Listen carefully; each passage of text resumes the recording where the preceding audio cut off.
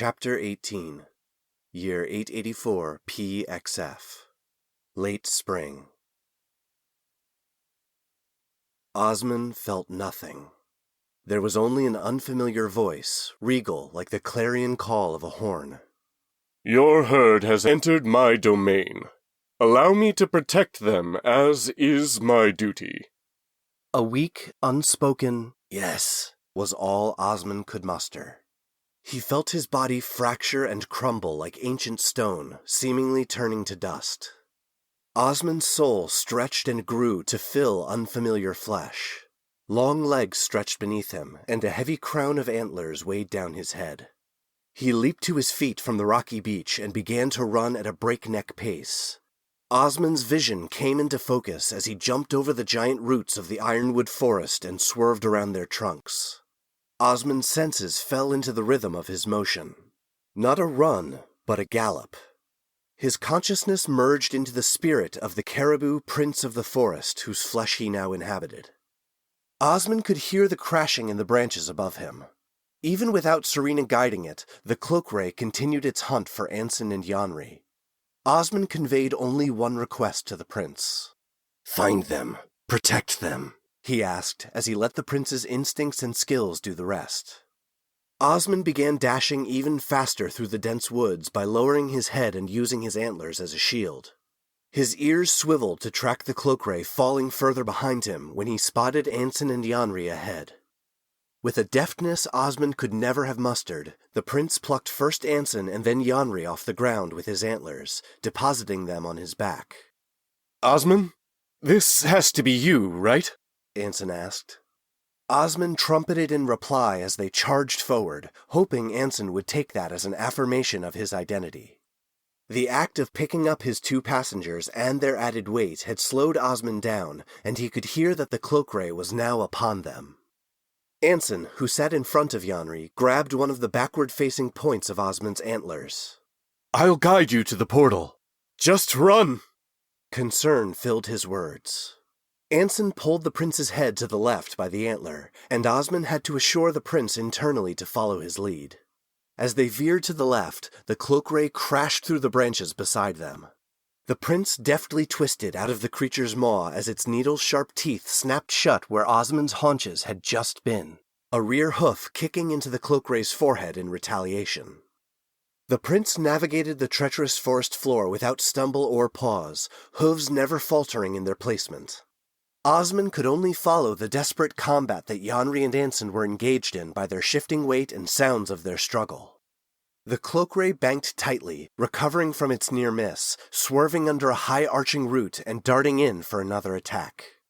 Yanri twisted around on Osmond's back, swinging his makeshift club wildly to try and keep the creature at bay. "On your right!" Yanri called out. Osmond heard the cloak ray crashing through the towering underbrush to his right. Then silence. Osmond charged forward and leaped off a high root to clear a chasm in the forest floor.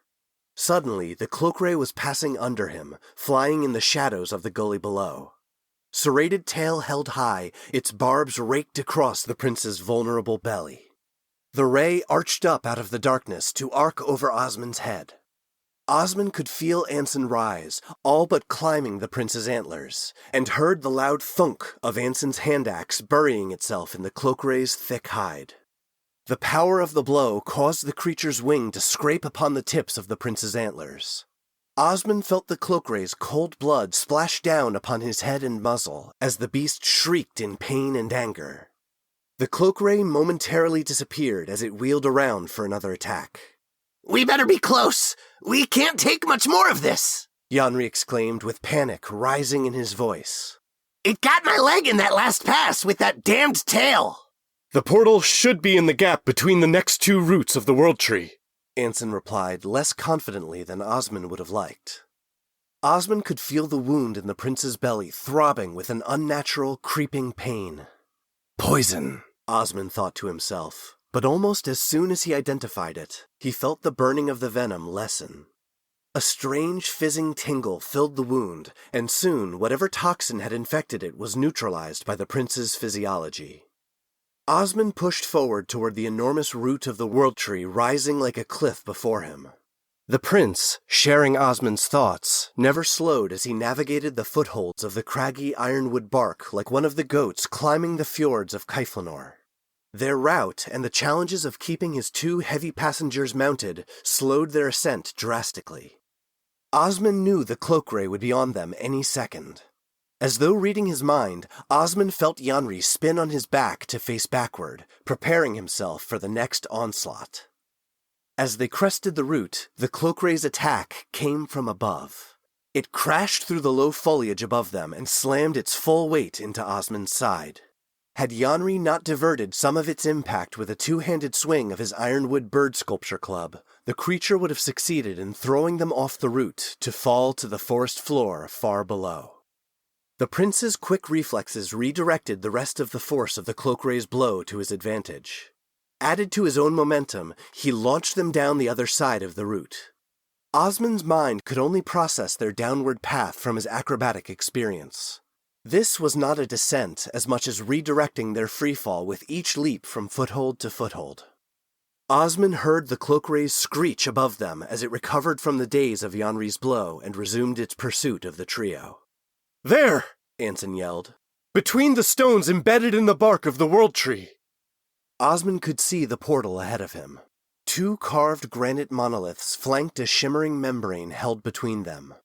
Arbor Luminari's bark had nearly engulfed the stones entirely, but Osmond could make out the similarities of the carvings to the ones on the rock he and Wilfred had passed beyond to get to the Argestian Inception. Osmond lowered his crown of antlers and dashed forward with everything he and the prince had left. The prince's ears swiveled backward, and Osmond could hear the wind whistle around the cloakray's wings just seconds behind them. With a bounding leap, Osmond crossed the threshold of the portal. The transition was not kind. Osmond felt like the head and shoulders of the prince's body slammed into a wall of gelled sugar. His spine and haunches felt like they were crashing into his front half, like they were traveling at the speed of a holiday rocket.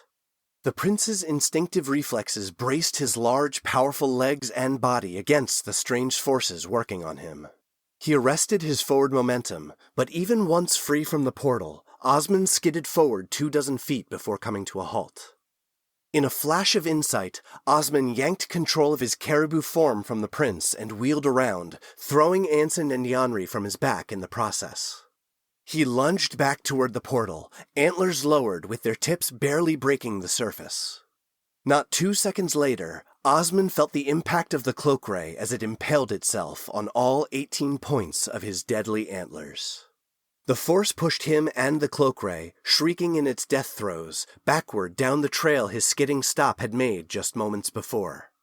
The elation Osmond felt seeing the cloakray hanging limp from his antlers eclipsed everything else until he heard Yanri's scream. No! Osmond! Only then did Osmond register the throb of pain in his chest. He looked down and saw that the cloakray's tail had swung forward in its abrupt stop from hitting Osmond's antlers and had plunged deep into the prince's chest, dangerously close to his heart. Osmond felt the impact of the ground before he ever felt himself falling. As his eyes closed, he saw Yanri limping over to him in a mad scramble, blood and ichor pouring from a wicked slice in his leg, and pressing his hands onto the wound in the prince's chest.